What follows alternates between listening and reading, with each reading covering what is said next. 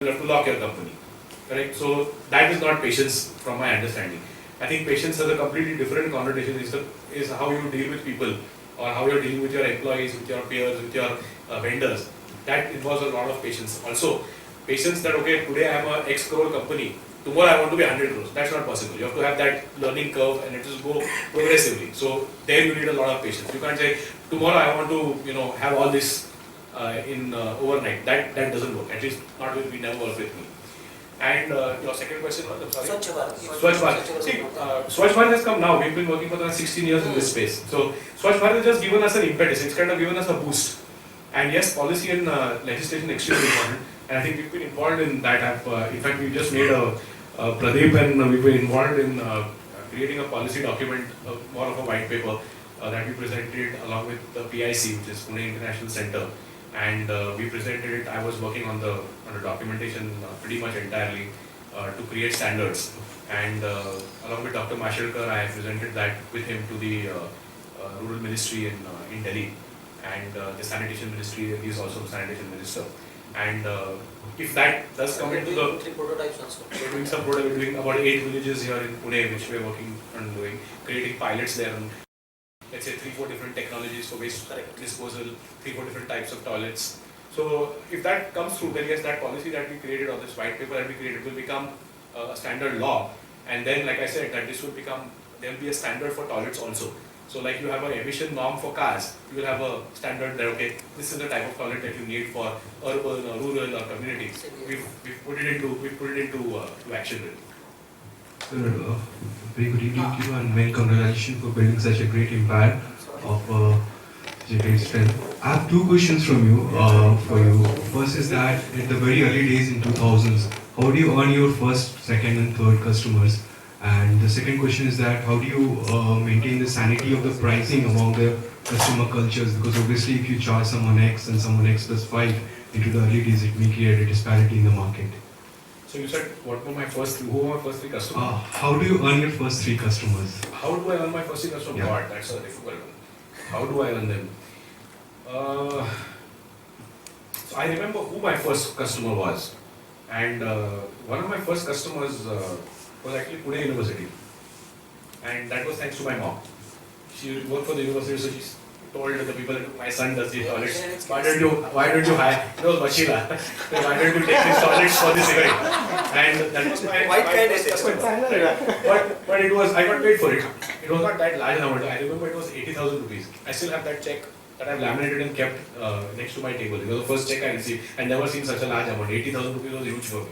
So that was my first customer. And like I said, that what is important is networking. Marketing is networking. Word of mouth publicity is the best publicity. So you talk about it to your friend, you say, this is a great concept. Oh yeah, I'm having a function, maybe we should take his services. So for me, I think that was how word of mouth publicity was the best. I didn't have money and the capacity to do any kind of advertising whatsoever. So word of mouth was important to get customers initially.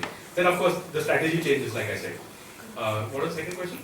How do you maintain the sanity of the pricing into the market when you're entering into that for the first 2-3 years? So first 2-3 years, you normally go by, you obviously have some calculations that you have a break-even point, correct? So you're going to work on a break-even point. You say, okay, look, this is the lowest that I can go to.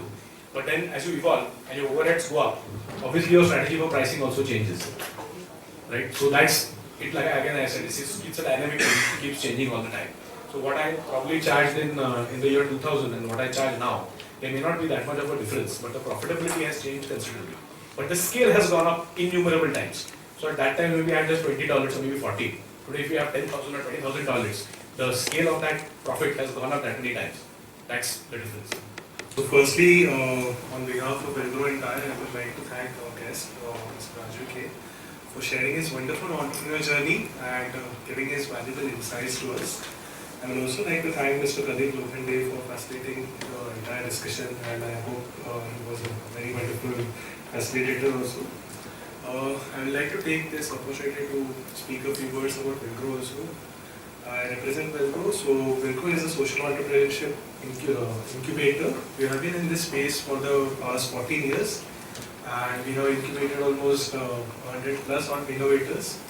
So We do seed funding, we do mentoring, we do networking like TiE, and TiE is a very valuable partner.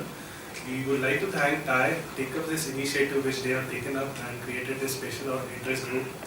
This is a very wonderful opportunity for us, and also our ecosystem partners like Pune Open Coffee Club, Venture Center, the Startup Leadership Program, who have been our partners since the past 2 years when Wipro has been working in Pune. And I would like to thank the audience for coming to over here. We have had a very lively and interactive discussion, and I hope Mr. Rajeev Kher would be willing to continue this outside of the premises of the hall also. Yes. If he has time and patience. Which he has. I'd like to thank Mr. Malhotra for introducing the session and introducing us about TiEs with different activities. And we hope to look forward to the wonderful audience for our next upcoming events, which we hope to have for social entrepreneurs, as well as TiE is having a list of events which they have in the next month. So on the 1st of October, I think Mr. Vishwas Marginal already briefed you about the women entrepreneurship event that is going to happen. And there is one more event on the 7th of October. I think it's by Mr. Keith is responsible for it, so if you want to know about it, he's already here. But 7th of October would be a very interesting session. It was the launching of People Movers Association over here in Pune itself. And we have a couple of events from TiE. I think Mandar can maybe brief you about it. I hope everybody's on the mailing list, so we'll be in touch with you about the upcoming events in the month of October. I'd like to thank the charter members, the TiE members, and the volunteers for making this event happen, and also the staff. Mandar and his team have done a very good job for bringing you this event. I'd like to thank you all.